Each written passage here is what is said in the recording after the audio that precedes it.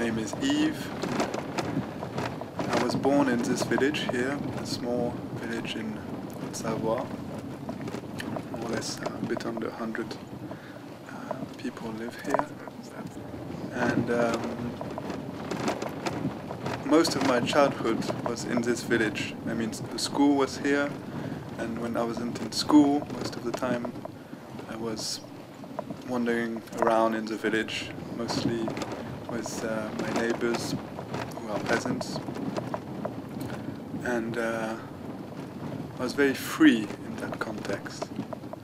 And a lot of what those people, those peasants, taught me is still of great importance now for me and for my work as a painter.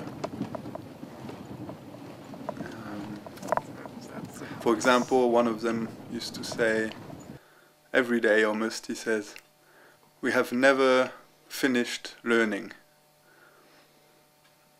because he was always confronted to new problems that he had to solve, and he didn't know how, but he had to find out. And that's how it is here in the studio. Nothing is never, can't take anything for granted. It's all to be discovered daily. So I see a continuity between outside this room here, outside my studio, the village, the landscape, and what's happening in here on those canvases.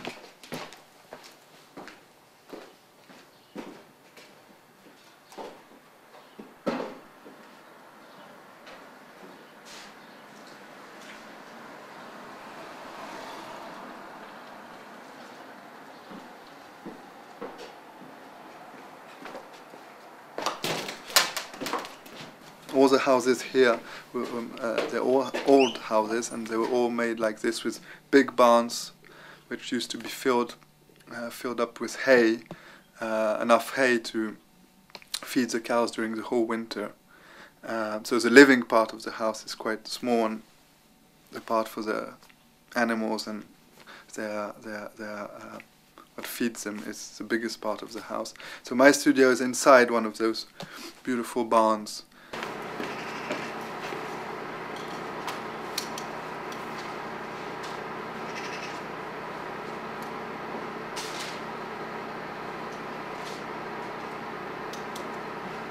Basically, my main painting season is winter, because there's much less work to be done in the farm or outside.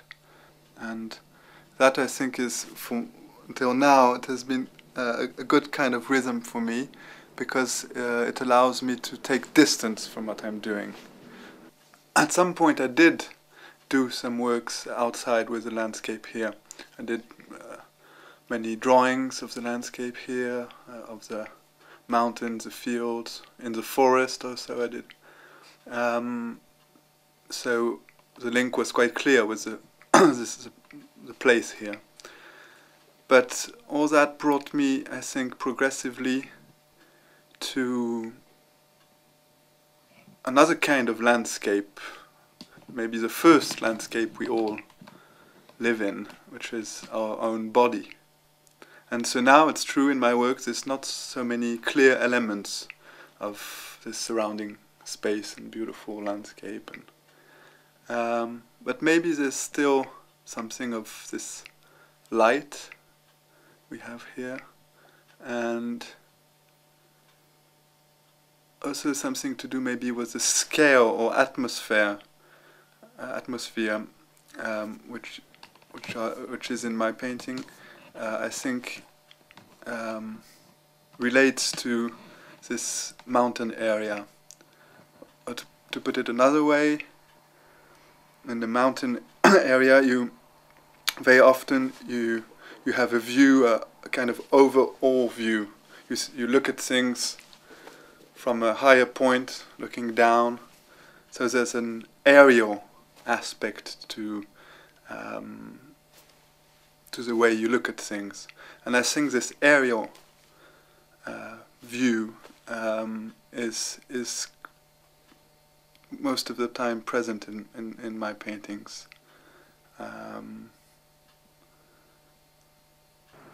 Yes, this question of isolation is often asked, in fact, to me, because as I live in this very remote place, far from any galleries, any museums, yeah, I am asked that question: how do you deal with that? How don't you feel the need to move elsewhere? Don't you find yourself too isolated? And no, well, first of all, I'm very lucky because in this particular house, and that's to do with the work of my father, there is quite a few people who come to us, and so and people who are interested in artworks, and so it happens quite often that I'm showing my work here and can have some critical eyes looking at it.